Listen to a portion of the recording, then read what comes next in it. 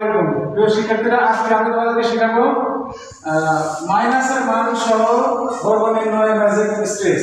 দেখো x - 1/x সমান 5 হলে x² + 1/x² মান কত? এই মানটি কত হবে? 27।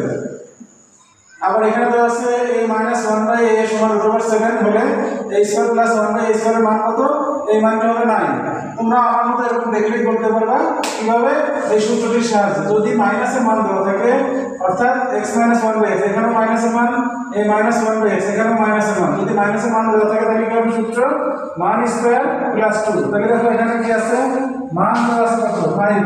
5 স্কয়ার প্লাস 2 অর্থাৎ 25 প্লাস 2 সমান কত? 27। এখানে দেখো কত মান? √7 7 স্কয়ার প্লাস 2 অর্থাৎ কত? 7 প্লাস 2 সমান 9। তো এবার এটা যদি তোমরা বুঝতে পারো তাহলে নিচে এই ক নম্বর এবং খ নম্বর তোমরা করে কমেন্টসে জানাও। ধন্যবাদ।